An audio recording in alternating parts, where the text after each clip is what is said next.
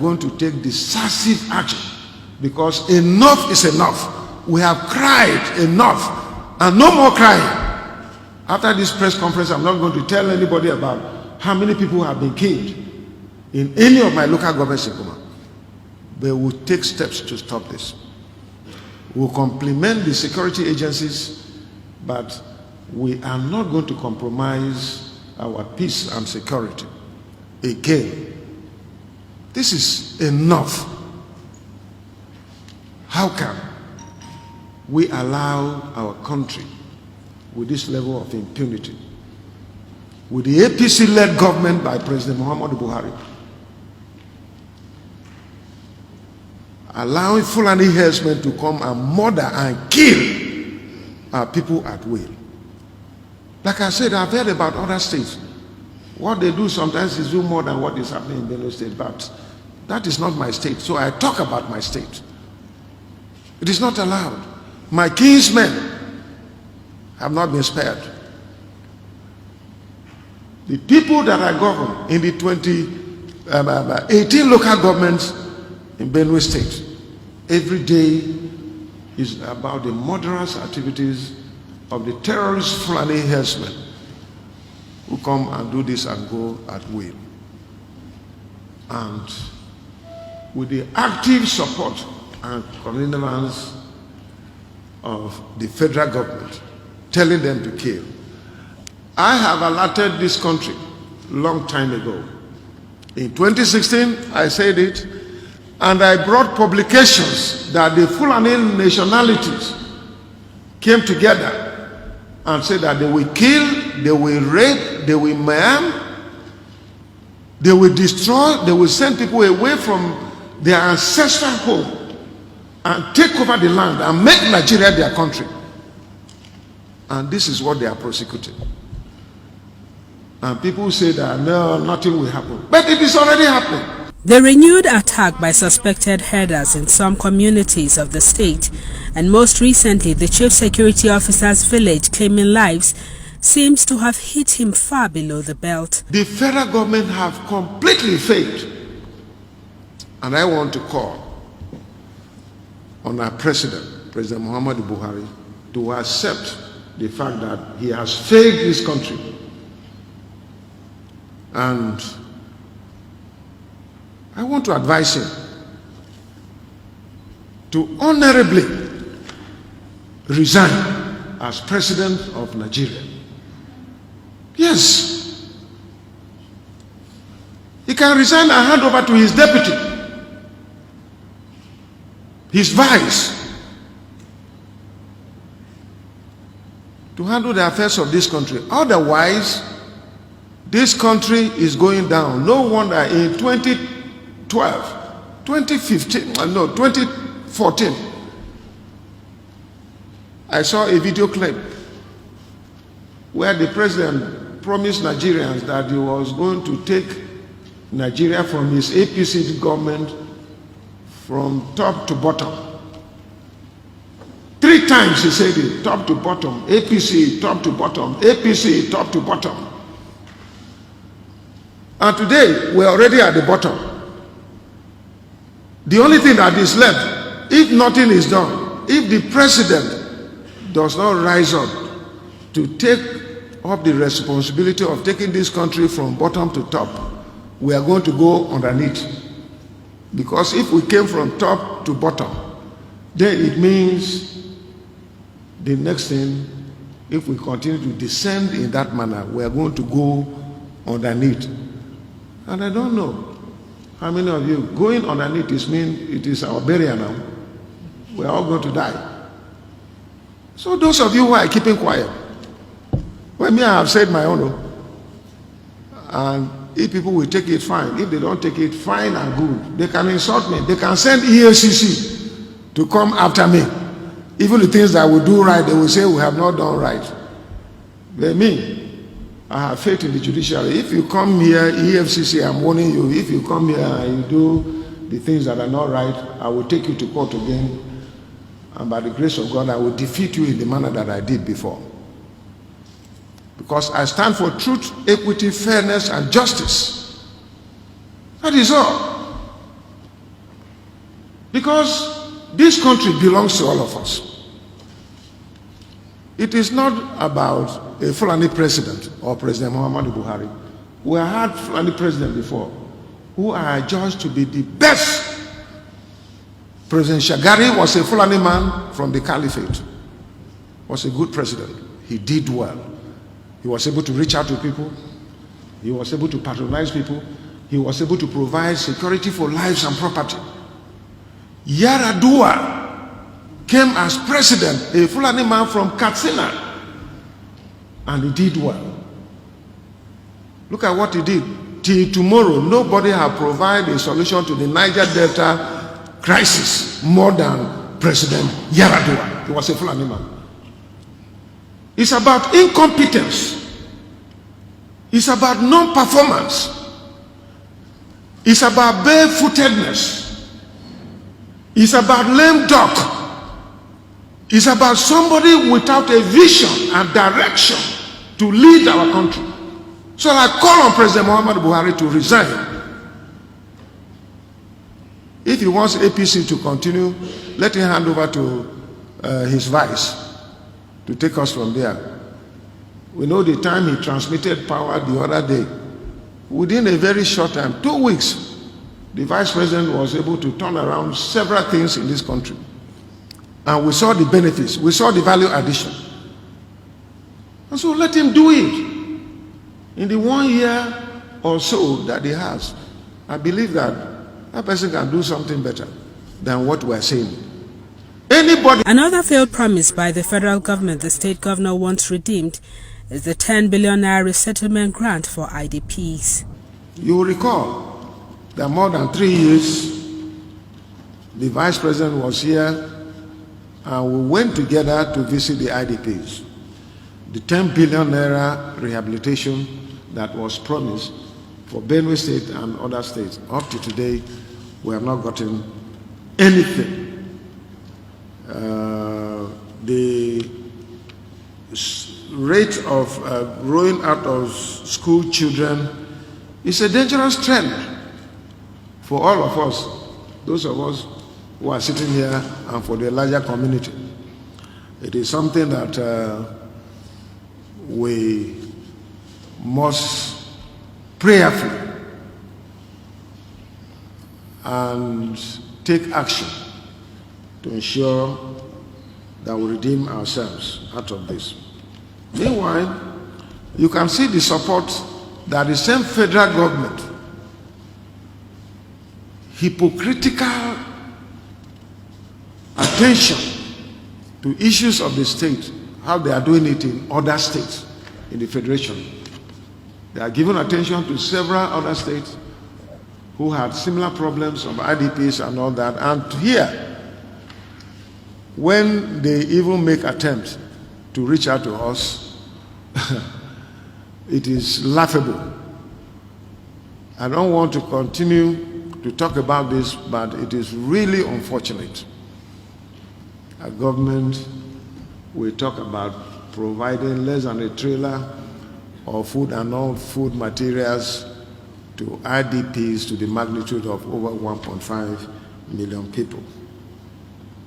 So, and deliberately, at their level, they have ensured that donor agencies attend to other states other than Benue State, that they do not come here so that we can die in our suffering.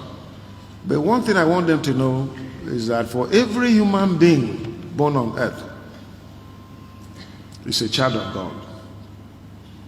Whether you're a Christian or Muslim, whether you're a nobody, but you're a child of God, and God takes care of you. And our people say that the cow without a tail, it is God that chases away the flies. And God will definitely chase away the flies of Benue people that are making them uncomfortable. I want to assure Nigerians to team up with us and work very hard. The country have gone through pains from 2015 to date under an inept and barefooted government that will not have concern for the plight of the people. Othom then went political, taking a swipe at his Cross River State counterpart for reportedly being undecided over his defection following the recent Ebonyi State Governor's judgment. Let me mention something that is not even worthy of mention, but because people have expressed concern. Some people, I didn't know that some people are completely ignorant about the laws of this country. And I want to advise all learned people to try to read the Constitution of our country and know what the provisions hold for us as individuals, as state, as a country, so that there are certain things that you don't need to begin to worry yourself and ask. How can somebody say that the case in Ebonyi will affect Samuel Othom, who decamped to PDP before 2019 election? Before 2015 election, I was in PDP, but I left for APC, and I won the election under the platform of APC. But because of this, their non-performance and barefootedness and lame duck activities, I decided to come back to PDP. Maybe those people who are making those noises forgot. If they have taken me to court that time, maybe they would have gotten me. But now they cannot get me because I left I left APC to PDP before 2019 election, and I followed due process and conducted election on the platform of PDP and won the election. My certificate is bearing Samuel Othom of PDP. I don't need to be a lawyer to understand that nobody can talk about my mandate. The Ebonyi case is a different case altogether from me. The man won the election on the platform of PDP, and his certificate is bearing PDP. And he now went to APC. And that was why the court, in its wisdom, gave that order. Those of you who listened to news 2 days ago, you heard that one of the states in the South, governor who was elected on PDP, you heard what he said. That yes, he did not leave PDP, but he decamped to APC. That is not a registered member of APC. It is a shame. Honestly, it is a shame to hear from a governor who took oath of office that I will abide by the provisions of the Constitution of the Federal Republic of Nigeria. I will ensure justice, equity, fairness, and Haba. My brother, Haba. Do you go to church or do you go to mosque? You come and lie to Nigerians. And those are the things we are saying. How can somebody say that? That you only decamp, but you're not a registered member, you're still a member of PDP. PDP have already made a statement that the man is not a member of PDP. So he must answer those things before the competent court of law. And then thereafter we can forge ahead. He mocked the ruling party over its internal leadership crisis. It is laughable. Recently, when the president was trying to solve the protracted problem of common convention, you will recall that when the PDP gave a date for convention, we went ahead and did our convention. Yeah, we had some challenges, but we went ahead and did it. How many times have the APC postponed their national convention? Even this one, they say they are doing on the 26th.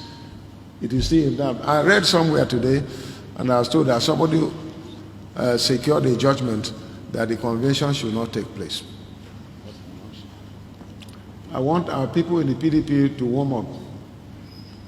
God has given us victory in 2023 on the platter of gold. Because tell me, people who are not able to conduct common convention, how can they make it in nominating candidates that will go to that place? So I was really disappointed. And this is why I'm calling on President Muhammadu Buhari to resign. That the capacity is not there to lead us, to help us and make things work and salvage the pains that Nigerians are going through. I call on him to resign. The country's anti-graft agency and its boss were equally not spared. It's a shame to talk about our president, who should be a president of all political parties we're talking about. Look, and I quote him, look at once powerful and main opposition People's Democratic Party, now enfeebled and adrift, and learn lessons in the disunity, mismanagement, and corruption. We have never seen mismanagement of our common wealth in the manner that the APC from 2015 to date have managed this. Look at corruption. It's only in APC that their national chairman said, look, once you decamp, all this trouble I'm having with EFCC, the day, if I were the type that would decamp, be intimidated and decamp, the day that I leave PDP to APC, no EFCC will come to Benue State again. And I want to use this medium to advise my son, who is the EFCC chairman. He has a long way to go. He should not destroy himself. Don't allow politicians to use you. I've never met with him, but I'm advising him through this medium. Do the right thing. Be on the righteous side of God. God will help you. You will not remain there forever. We have heard about famous, was it Ribadu, who was chairman of the FCC. He left. We heard about our own daughter, Mrs. Waziri. She left. We heard about Magu, and I warned Magu before when he was trying to use politics on me. I told him that, look, one day you will not be there. And you, EFCC chairman, I still want to warn you. Do the right thing. If Othom or Benue State have committed any crime, you can come against us. I'm ready to support you, even if it's about me. But don't witch hunt me based on the instruction you receive from Abuja, from the villa. My God will fight against you. That I can assure you, my God. I may not have anything to do, but God will fight against you. Don't seek to disgrace other people because you have been told to undermine, to malign, to intimidate, blackmail other people. God, this is not right. This government or President Muhammadu Buhari-led APC should never talk about corruption. I'm aware of people, and with time, right from the villa to all his ministers, there are corruption cases. It is just that they are being protected by the villa itself. This is not accepted. This country belongs to all of us. We must fight corruption together. We must fight insecurity together. We must fight all the evil that have befallen us together. And I have demonstrated it in my own little way here in Benue State. And I've always promoted the unity of our country, Nigeria. While renewing his call for an urgent security summit, the chief executive insists the agitations for restructuring must be taken seriously. Dofan Aga, AIT News, Makun.